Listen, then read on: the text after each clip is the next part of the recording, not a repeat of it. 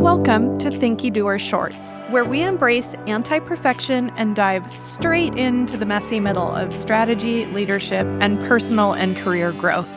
I'm your host, Sara Lobkovich, creator of No BS Objectives and Key Results, host of the Thinkydoers podcast, and I'm a strategy coach, big-time goal nerd, and board-certified health and wellness coach with a focus on work-life well-being. And in the next few minutes, we'll explore a current topic or insight to spark your curiosity and provide you a pragmatic starting place to take action. Hello, friends. I said shorts were going to be low fidelity, so here we go. I am in California right now. I'm sitting outside a dyno shop. It's the team's third round. It's my second round down at CVMA for winter racing with the C-Dub Moto racing program that my husband and I own and operate. Folks who know me in my business life might not have seen this part of my life, but in addition to being an OKR coach and career coach, I also have another life in professional motorcycle road racing. So sometimes those worlds happen at the same time. So we are putting together a couple of Thinkydoer Shorts episodes based on my Goal Fridays lives from this fall. Once a quarter or so, sometimes once every other quarter, I do a 6 or 8 week series of what we call Goal Fridays. And it's an hour on Fridays that we spend. Sometimes we do them structured, sometimes we do them unstructured, but it's basically time to get an hour to focus in on what's really most important. This fall, it was a structured series. I did them on live via YouTube and LinkedIn. We have the replays, so we're repurposing those for Thinkydoer Shorts. So today's episode is, if there was one question I get asked the most often, it might be what's the difference between a key result and a KPI. So today's episode is some excerpts from the live that I did talking about SMART goals, KPIs, OKRs, and some other acronyms associated with strategic planning and goal setting. Some parts of this episode only make sense if you can see the screen. So we have a video version, both of the original live, unedited, unscripted, and then we also have a video version that we've edited based on that for this Thinkydoers episode, and you can find that on our video podcast channels, including YouTube. All right, enjoy today's episode. I hope you can bear with us on the low fidelity for these, and let me know what questions this sparks for you. The questions I am asked most often: what's the difference between acronym A and acronym B? So today, we're going to separate out the alphabet soup of goal-setting acronyms into its individual ingredients. Just a little tiny bit of context, because I'm going to use some examples today that aren't your typical business examples. Before we start building your decoder ring today, I guess I should introduce myself. Yeah, I'm Sara Lobkovich. And in addition to the work that you know me for in the strategy and OKR space, I actually wear two other hats that you might not know about, but they complement each other perfectly. I'm a board-certified health and wellness coach, and I use that in my work with people in their careers and workplaces with a focus on career well-being and organizing for career impact. And this is the one that catches people more off guard. I am also the team principal for a professional motorcycle road racing team. So in addition to politics, sponsor support, and crew duties in my professional motorcycle racing career, part of my role involves athlete fitness and mental game preparation. And naturally, I am the goal-setting person for the team. So this combination with health and well-being coaching and my life in professional sports has given me some pretty deep insights into high-performance goal setting.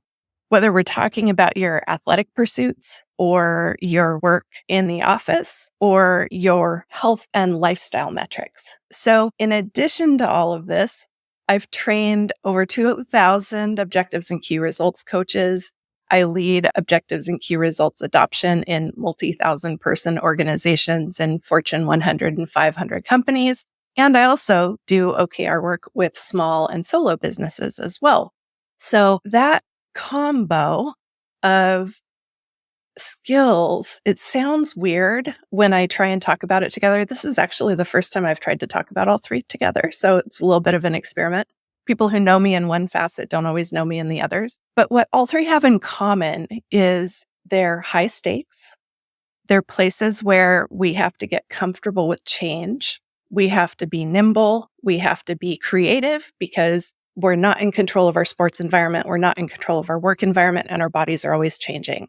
It sounds weird from the outside, but for me, it's just high performance, high stakes stuff that requires goal setting and behavior change support. So today, we're going to use some analogies from these other parts of my life to build your decoder ring for acronyms of goal setting, the alphabet soup of goal setting, and some of goal setting's key terms.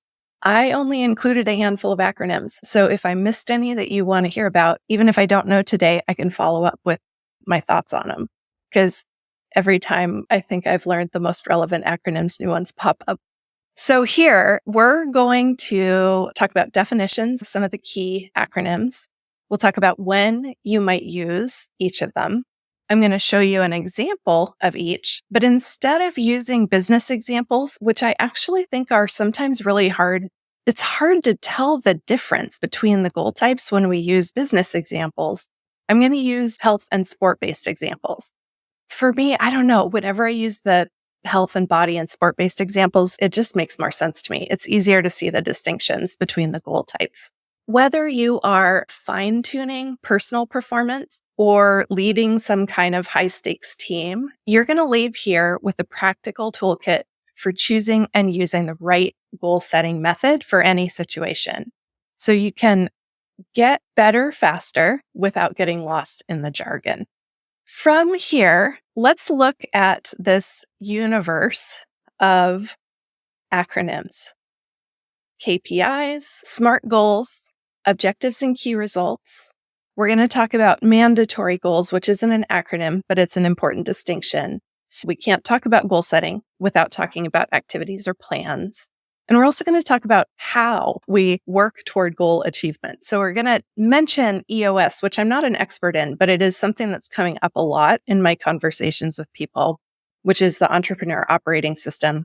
We're also going to talk about rhythms of business. The first one we're going to talk about is activity goals. And that's because that's what most people do in terms of goal setting, is they decide what they plan to do, and that's what their focus is on. That's not bad. There's nothing wrong with activity planning. Ultimately, if we want to achieve something, we have to do things. So activity goals are not bad. They're just incomplete on their own. And I made this slide on purpose because it shows part of the problem. I didn't count the number of items on that checklist. It's like 15 things. And I don't know about you. How many things do you have on your to-do list at any given time? I have so many that multiple pieces of software can't keep up with my to-do list. So this is where most people start, and they think of these as goals, but I think of these as well-laid plans. So these are the plans that we make just like any other plans, where if we wake up on that day, then we might decide that we're not going to stick to our plan. And so then if this is the only kind of goal setting that we're doing is planning, then there's not much to keep us on the rails when we wake up and have a rough day and don't want to stick with our plan. In addition to activity goals and planning, we can build on our skills here. And we're going to add in the idea of KPIs. And I went to KPIs first because KPIs are what I get asked about absolutely the most. So KPIs, or key performance indicators, that is a term that has no universal meaning. Everyone who uses that term has a different definition of what a KPI is. A lot of times I see organizations using KPIs as goals. I am a words girl. It is all about semantics with me. That's an insult that I used to get a lot, and it's actually completely true. But the words of the word KPI, key performance indicator, is indicator. So when I started trying to kind of reconcile how do OKRs fit in to organizations' existing practices, KPIs was the first ones that I looked at and I'm like, it's right there in the name. They're indicators. They're not goals. KPIs, if we use a body-based example, they're the things that we keep an eye on to make sure that we're staying healthy. If our KPIs go sideways, then we know we might need to pay attention. But they're not goals in and of themselves. They're indicators of our health. So it's things like blood pressure or waist hip ratio or sleep efficiency or the number of social plans that we make per week, the number of social plans we keep per week, resting heart rate, bone density, those sorts of things. Those are example KPIs. And KPIs are important. We'll talk about our dashboard at the very end, but KPIs are important because they're the metrics that we're going to watch. They're the ones we're going to keep an eye on. If we need to maintain a metric, we use a KPI. If we need to watch a metric because we're concerned about it or there might be some cause for concern, that's a KPI. And so our KPIs aren't all of the metrics under the sun.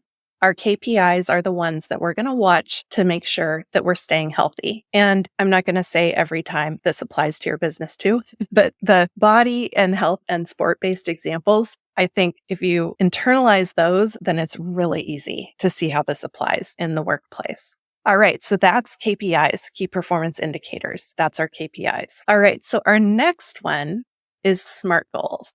And I put SMART goals second because SMART goals is what I run into second as frequently as KPIs. The first question's about KPIs, and then we go, what about SMART goals? Because those two have been implemented in a lot of organizations. And SMART is one of my personal nemesis because, again, it's all semantics with me. And I worked in environments that use SMART goal setting before I started doing this for a living. And every organization that used SMART, for one, had different meanings. The words meant different. Specific, measurable, those are always the same. Some places use achievable. Some places use attainable for A. Some places use relevant, and some places use realistic for R. I worked somewhere where they used attainable for A and R for realistic. And I was like, what is the difference? And no one could explain it to me. And then T is time bound. So SMART goals came back into my world when I was doing my training as a health and wellness coach and studying for my exams, because SMART goals are used a lot in health and wellness. And an example of a SMART goal, they're specific, measurable, achievable or attainable, relevant or realistic, and time-bound. And so an example of a SMART goal in the body-based examples might be engage in cardiovascular exercise for 30 minutes, 4 times a week for the next 3 months, tracking progress with a fitness app. So it's specific, very specific. It's measurable in terms of you can quantify the activity and say, am I doing the things that I said I plan to? That might be achievable for some people. It might not be achievable for some people. It might be attainable for some people. It might not be. It's relevant if this is your domain of concern, if improving cardiovascular health is important to you. Might be realistic. Again, achievable, attainable, realistic. Lots of confusion there. And it's time bound. So we're going to do that 30 minutes, 4 times a week for the next 3 months. So SMART goals can be really helpful. Notice that goal is probably more helpful at getting you off the couch than a vague plan or activity goal to work out more often. So SMART goals are helpful because they are specific. They do give us something to aim for. The challenge with SMART goals, and we're going to talk about mandatories in just a minute, is with SMART goals, it's a little too easy to set that goal and then have our all or nothing thinking take over with our behavior. So if we don't make a workout, then it's a little too easy to kind of fall off the SMART goal wagon and think, well, I'm going to miss this one and then I'm going to take another day off, and then it's hard to get back on the wagon. So SMART goals work. They're good for some things. And it's basically, if you're familiar with my work, this is quantifying activity. They use the term measurable And that's a reason I've moved away from using the term measurable alone when we talk about key results. But they're measurable in terms of, did you do the thing? Have you done the thing? There are ways to write SMART goals that are actually key results. Like you could write a SMART goal that would be a key result per a technical definition of a key result. But because the definition is so broad, it's pretty rare that I actually see metrics-based SMART goals. A lot of times they're like quantifying activity. And quantifying activity is great. It gives you that clarity when what's important is that you do something a certain number of times. But doing something a certain number of times won't necessarily yield the outcome you need. So we need to think about, is what's most important that we do the thing a certain number of times? SMART goal. Is what's important that we achieve some sort of outcome? That's where OKRs are helpful. All right. And so before we get into OKRs, though, let's talk about mandatory goals. One of the biggest issues I see in organizations is that they don't distinguish between mandatory goals or must achieves and stretch goals, where we are going into unknown territory and we can't really forecast because it's the unknown. And we still want to have a target. Trying to forecast in speculative, unknown stretch territories just sets us up for disappointment. So instead of treating our stretch goals as mandatory or treating our mandatories as stretch, a lot of organizations, they just conflate the two and then no one ever knows whether something's mandatory or stretch. And so we just presume everything is mandatory because that's the only safe thing to do. That can lead to underperformance. So examples of things that might be mandatory goals in the health space: get at least 6 hours of sleep per night, drink 8 glasses. That's probably a bridge too far. I should have said drink water every day. I know the recommendation is 8 glasses, but let's just go for drinking water every day. Mandatory. Take your prescribed medications as directed. Our mandatories are the things that we have to do. They're the things that if we don't do this, we're going to experience negative consequences. There might be poor outcomes. And so in our business, we've got mandatory goals. You have to pay your credit card bill. You have to make payroll. There are things where they're just must achieves. They're mandatories. I used to call these commits, but that language became a challenge. It's less precise than saying mandatory or must achieve. So I use mandatory, and then I've had one of my clients adopted must achieve. So I just include that for consistency since there might be folks from there on here today.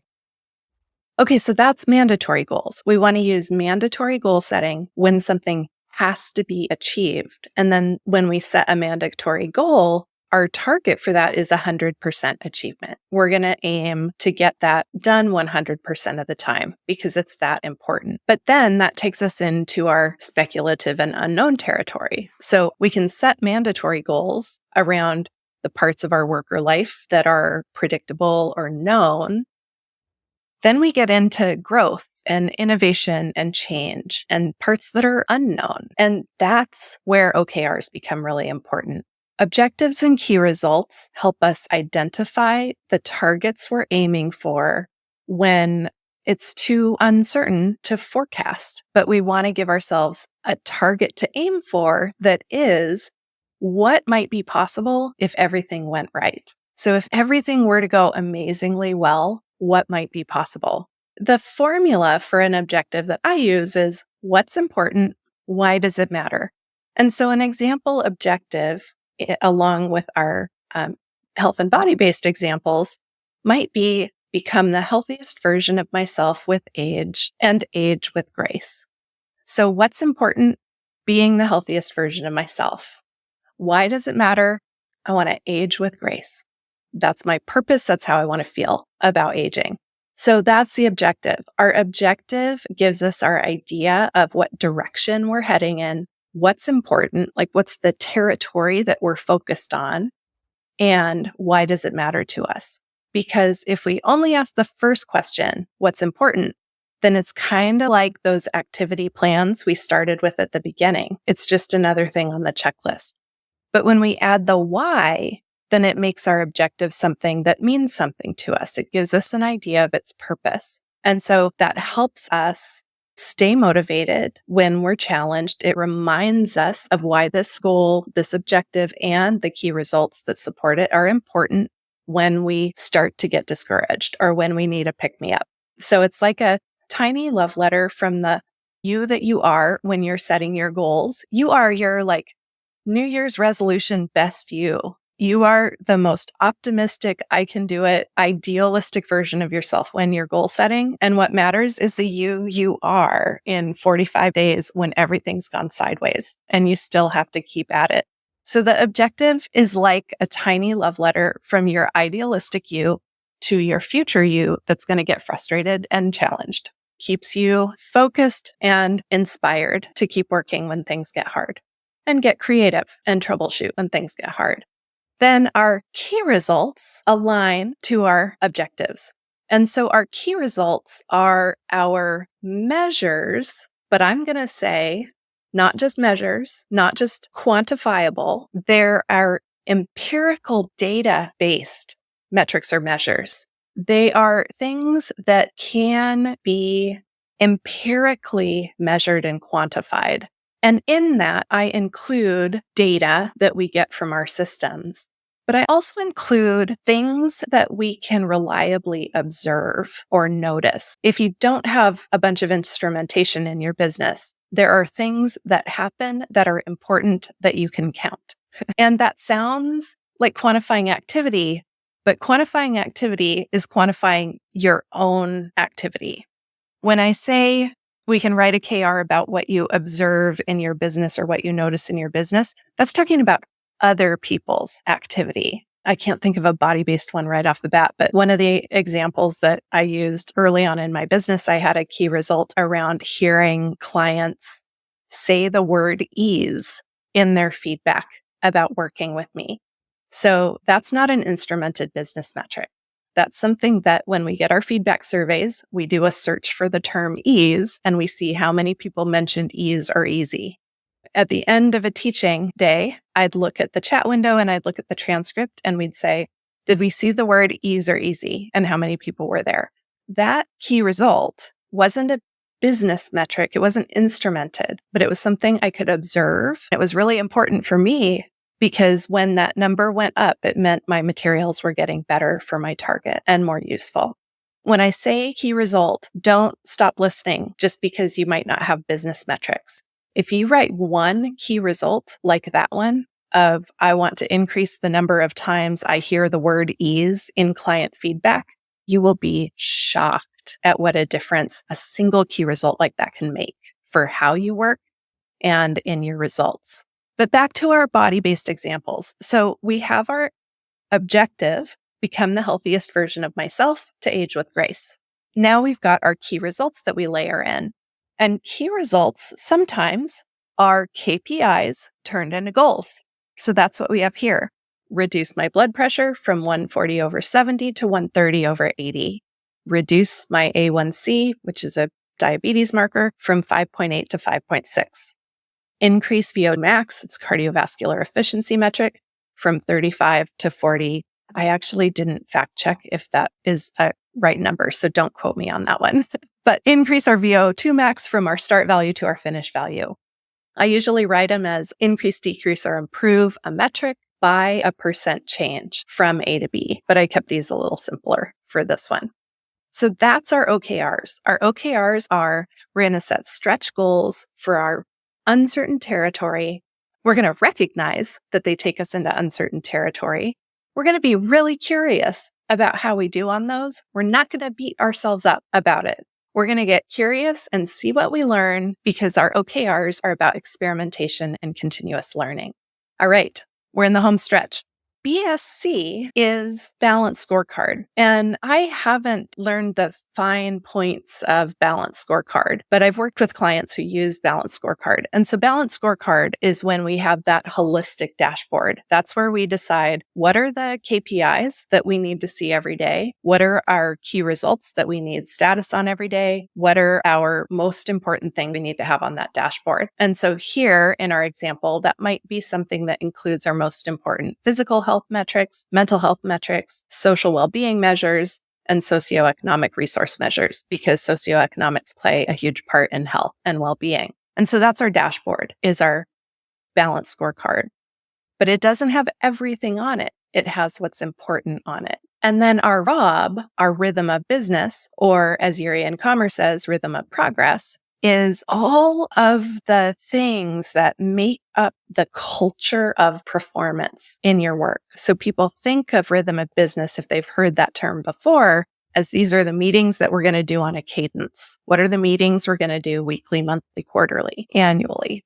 But I think bigger about your rhythm of business, because your rhythm of business is really your culture. It's your meetings, yes. It's also your communication norms, your asynchronous communication norms, your habits, your rhythms for learning and feedback, your ways of recognizing each other and what cadence that's on. So I think much more broadly about rhythm of business, but every business has one. And so you might think you don't, but even if you don't think you do, there are elements of a rhythm of business in how you work. I have a toolkit for this. I don't have the link with me, but I'll share it in social media because I have a rhythm of business toolkit that can help with identifying and then improving your goal attainment focus in your rhythm of business. So I'll share that out too. So in our health routines, our rhythm of business might be that daily morning stretch and evening walk, and then our weekly meal prep on Sundays, and then our monthly check-in on what's our blood pressure trend been for the month, because blood pressure varies a lot by day. So we look at trends. We don't look at individual measures. And then do I have my quarterly check with my rheumatologist? And do I have my annual check with my primary care doctor? So those are our rhythms of business, or rhythms of physical health. And then EOS is Entrepreneur Operating System. Jessica Lee is someone who's come into my life fairly recently. She's amazing. She's a EOS consultant, which was just perfect timing because EOS is something I get asked about a lot. It's not a framework that I've become expert in because I got my hands full with OKRs. But EOS is a framework that helps small and mid-sized organizations organize around like a big picture system of vision and people and data and issues and process and how to get traction and achievement. So I'm not an EOS expert, but I wanted to mention it because that's one of the acronyms that comes up a lot. And in the kind of trying to make an analogy with health, I feel like EOS is like our family health system. So what are the family's R&Rs for health? Who plans meals? Who organizes daily active time? Who makes sure we get out to the park when the weather's nice? Who schedules the doctor's appointments? And what's the quarterly family rhythm? What's the annual family rhythm? Do we have an annual kind of vacation or getaway that we can spend to take a little time to check in on our health and well-being as a family? But that would also include your healthcare providers. It's like, what's the system? So that's different than rhythm of business, because rhythm of business is more about the mechanics. And EOS is broader and includes the roles and responsibilities and more to it. All right, home stretch team. So that's it. That's all the acronyms I'm going to throw at you. It's a lot, but I hope that helps break them down so you can see when you might use which ones in your business or work. If you have any questions, I would love to hear them. Like there might be something where you're wrestling with which goal type you might use, or you might have another acronym. Jeffrey shared FAST, frequently discussed, ambitious, specific, and transparent. Oh, that's a good one. I like that. That could be like OKRs and FAST. Like people try and put OKRs and SMART goals together, but OKRs actually align really, really nicely to that FAST acronym, frequently discussed, ambitious, specific, and transparent. Because when we're doing OKRs, well, that's what they are. That's a great one. I'll add that into my toolkit. But that's our alphabet soup of goal setting for today. And then if anything I've said today is helpful to you or you want to learn more, join the pre-launch list for my print books. I have the No BS OKR workbook is already available for download in PDF form for $19 on my website, saralobkovich.com. The print version of the workbook and my full-length business book, You Are a Strategist, use No BS OKRs to get big things done. So you can join the pre-launch list at youareastrategist.com. Find out everything by joining my mailing list at findrc.co/newsletter. All right, friends, that's it for today. Stay in the loop with everything going on around here by visiting findrc.co/newsletter and joining my mailing list. Got questions?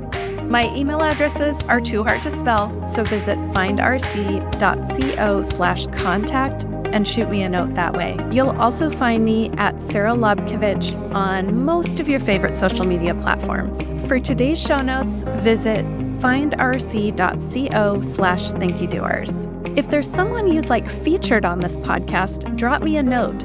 And if you know other Thinkydoers who benefit from this episode, please share. Your referrals, your word of mouth, and your reviews are much appreciated. I'm looking forward to the questions this episode sparks for you, and I look forward to seeing you next time.